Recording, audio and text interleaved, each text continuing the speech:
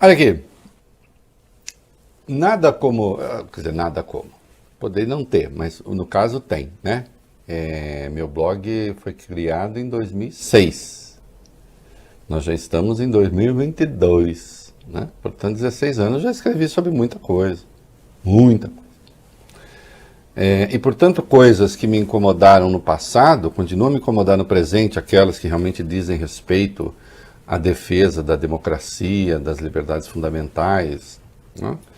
Houve mudanças de postura nesse tempo? Claro que sim. Eu já disse aqui, quando eu mudo eu falo. Não tem nenhum problema, né? Explico a razão, né? E as mudanças estão devidamente explicadas. Há aqueles que não se conformam. Poxa, mas meu filho, mas escuta, como diria Fernando Pessoa, né? Por que nós temos de andar de mãos dadas e braços dados, né? Aliás, diz nesse poema, odeio que me peguem no braço. Né? Vão para o inferno sem mim, deixe que eu vá sozinho. Eu não, quem está inconformado, pega o caminho da roça, tá? Tranquilo. Né? Eu não fico mendigando nada, nunca. Agora, falo aquilo que tem de ser falado. Né? A que você se refere, Reinaldo Azevedo? O presidente Jair Bolsonaro, ele de novo? Ele é presidente da República. Não é por minha vontade, por mim não seria. Nem deputado. Mas ele é presidente da República.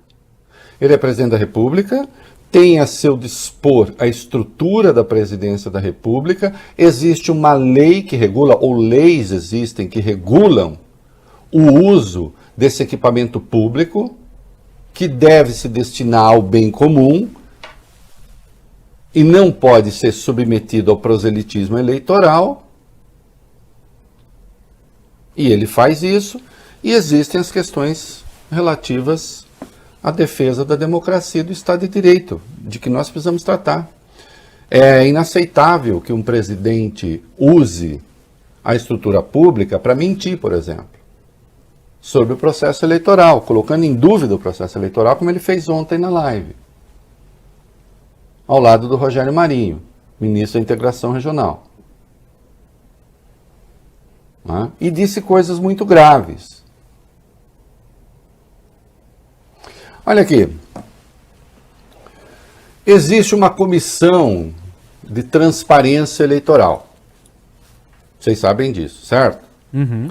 Essa comissão de transparência eleitoral é composta por várias pessoas, inclusive tem um representante das Forças Armadas, que é o general Heber Portela, que seria especialista em guerra cibernética. Eu disse seria porque eu não conheço detalhes da formação dessa gente. Uma coisa é certa, muitos deles têm um déficit fundamental de formação democrática, ainda que entendessem tudo de guerra cibernética. Não sei se entendem tanta coisa assim. Por exemplo, poderiam ter prestado o socorro ao Ministério da Saúde, não é isso? Quando a página foi invadida? E, no entanto, o serviço não foi plenamente restabelecido até agora. Né? Mas vamos voltar. O TSE criou essa comissão, colocou ali um representante das Forças Armadas. Neste mês, vai assumir a diretoria-geral do Tribunal Superior Eleitoral o general Fernando Azevedo e Silva, ex-ministro da Defesa. E tudo isso se fez no pressuposto de que, bom, o sistema eleitoral foi tão colocado em dúvida por essas pessoas, por Bolsonaro em particular, mas também por gente das Forças Armadas, que seria de todo conveniente, útil, que então as Forças Armadas estivessem presentes, primeiro para acompanhar e ver que não há fraude nenhuma, e segundo, para dar uma espécie assim de satisfação e para certificar que o trabalho está sendo bem feito. E veja você, Bob Furu, eu me opus a isso, como vocês sabem. Sim. Por quê? Porque eu não quero militares lá? Não. Primeiro que não é lugar, mas tudo bem. Quer? Vai. Agora, o Vólio Bene, o Bob Furuia, qual é o sentido da fábula do lobo e do cordeiro? A fábula do lobo e do cordeiro existe. O sentido moral dela é o seguinte: Não adianta argumento diante da força bruta. O lobo queria comer o cordeiro e ele não precisava de motivo, ele precisava de pretexto. São coisas distintas. O motivo é real, o pretexto é um arranjo. Até parece que os golpistas iriam sossegar tendo militares ali. Inventariam uma outra coisa. E inventaram. Então vamos lá. O TSE abriu, fez chamou, né, as Forças Armadas para fazer o teste de segurança. Elas não apareceram. Elas. O representante das Forças Armadas não apareceu. Então, quando você chama para o evento, isso pouca gente está dando destaque, quando você chama para o evento as Forças Armadas, ela não vai. Ou o representante não vai. E depois faz, sei lá quantas questões, dezenas de questões sobre segurança, e entrega ao TSE, já perto do recesso do ano passado. A resposta ainda não saiu, estão lá respondendo. Vai o Bolsonaro ontem na live e diz, foram levantadas várias dezenas de vulnerabilidades. Foi oficiado o TSE para que pudesse responder às Forças Armadas, porque afinal de contas o TSE pode ser que esteja com a razão. Aí, claro, está fazendo firula. Atenção, é mentira que as questões levantam vulnerabilidades. Isso é mentira. Eles estão querendo informações. Não levanta vulnerabilidade nenhuma. Mas essas questões seriam sigilosas. Bom, sigilosas não são porque está entregue ao presidente para ele fazer proselitismo contra a eleição. E agora o Bolsonaro, então, quem é? Já teve uma reunião do Braga Neto, ministro da Defesa, os 3 chefes das Forças Armadas, para discutir essa questão. Quem ficou encarregado de fazer interlocução com o TSE? O Braga Neto. Só que antes mesmo de sair a resposta, o Bolsonaro já está pondo em dúvida o resultado das eleições de novo. De novo. Em novembro ele disse, não, agora está tudo certo. Ele imaginava que chegaria agora fevereiro e a situação eleitoral dele estivesse melhor. Estaria melhor. Não está. Ele continua a ser derrotado por qualquer um dos seus adversários, com uma grande chance de eleição se resolver, se fosse hoje, não é, no primeiro turno. Então ele resolve contar mentira sobre a eleição. E sobre a segurança das urnas. E, de algum modo, há a participação de elementos das Forças Armadas aí, porque o seu representante oficial não comparece ao teste de segurança, elabora as questões que seriam sigilosas e elas estão com o presidente da República. Ele diz, porque eu sou chefe das Forças Armadas. Isso é uma piada. Isso é uma piada. E aí, o comentário dele termina assim, o atraso, vamos ver o que foi e tal, não sei o quê. E daí as Forças Armadas, quando receberem as respostas, vão analisar isso daí e vão dar uma resposta, hein? Bom, e se elas não gostarem da resposta, vão dar golpe? Vão proibir as eleições? Vão proibir as urnas? E se as Forças Armadas fizeram, o Bob Furuia, tem uma máxima evidente. Qual é a resposta certa para a pergunta errada? Nenhum. Se você faz a pergunta errada, não existe resposta certa. Ou existe uma, o Valibene, vá plantar batata. Vai se danar. Tinha uma que falava no meu tempo, que eu não tenho a menor ideia, porque vai catar coquinho na beira da praia, seja lá o que significa. Não, mas tem até hoje. Tem, é? Vai catar coquinho. Vai catar coquinho, mas eu quase vai catar coquinho na beira da praia. É uma praia que eu conheço bem, não tem coquinho. Mas enfim. Essa é a resposta certa, porque se a pergunta está errada, não tem resposta certa. Assim como todas as questões empregadas pelo lobo para comer o cordeiro eram falsas. Você está sujando a água que eu estou bebendo. Não pode ser, porque eu estou bebendo rio abaixo. Não tem como eu sujar a água se você bebe rio acima. Ah, mas eu fiquei sabendo que você falou mal de mim. Não pode ser, eu não te conheço, nunca te vi. É a primeira vez que a gente se encontra aqui.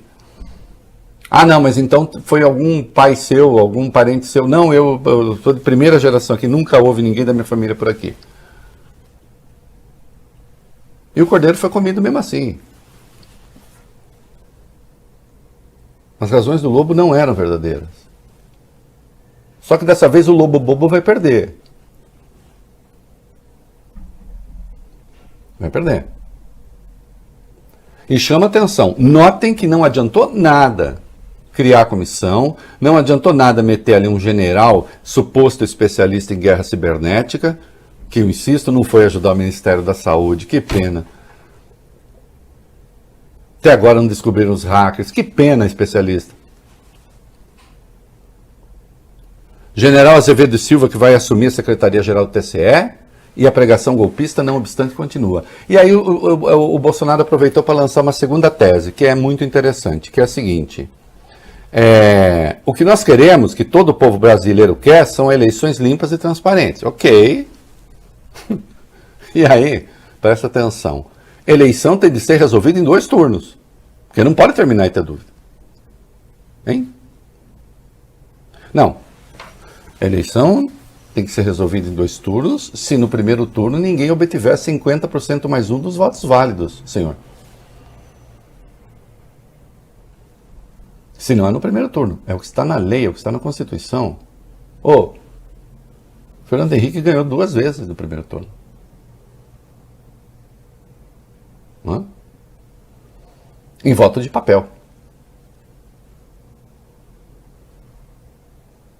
Então vamos parar com esse absurdo, com essa bobagem, e com golpismo, porque isso é golpismo.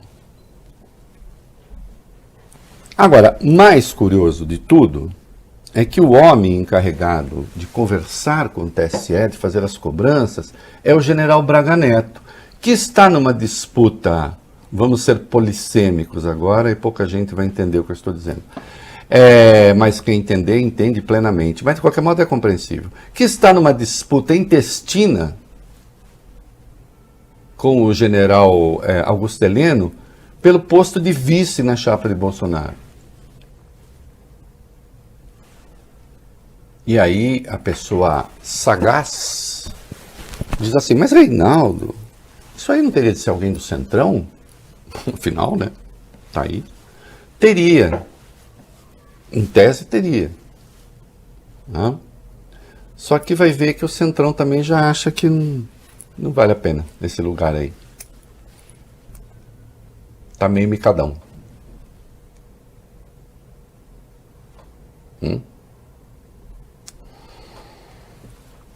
Golpismo, irresponsabilidade, convite a não reconhecer a seus seguidores para não reconhecer o resultado das urnas.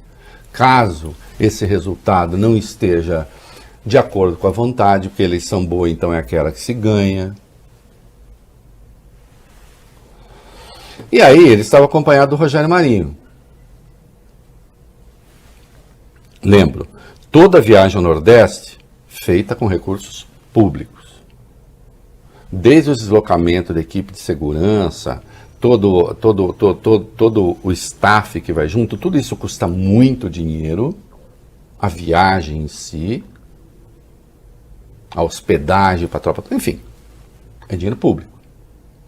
E só o que se fez no Nordeste foi campanha eleitoral. A transmissão da live ontem, dinheiro público. Ao lado de Rogério Marinho. E aí tivemos de ouvir o Rogério Marinho dizer: o PT aparelhou a máquina estatal e causou prejuízo à população como um todo. O que existe hoje é uma narrativa, claro, da imprensa, claro, que quer que já exista esse clima de já ganhou. A população brasileira vai se lembrar do que ocorreu no governo do PT, que se notabilizou pelo assalto ao erário público. Os que se esqueceram serão lembrados, sem dúvida nenhuma. Serão lembrados, inclusive, do que aconteceu com o tratoraço no seu ministério, usando verba do orçamento secreto.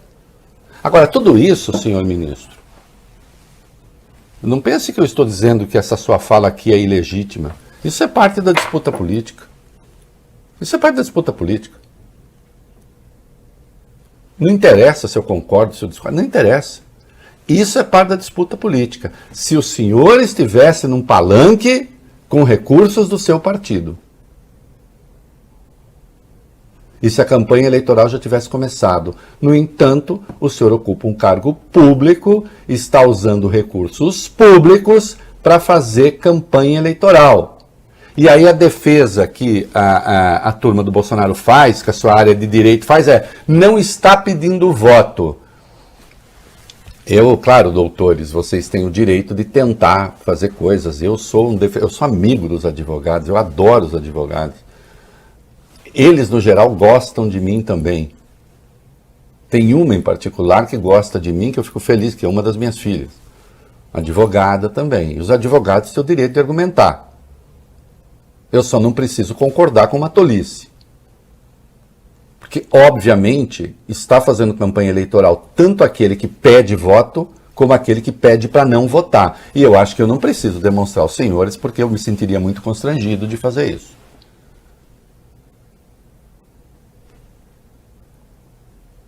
Campanha eleitoral antecipada, crime eleitoral, uso de recursos públicos nessa campanha eleitoral, crime também, além da improbidade administrativa. É bom consultar a lei de improbidade.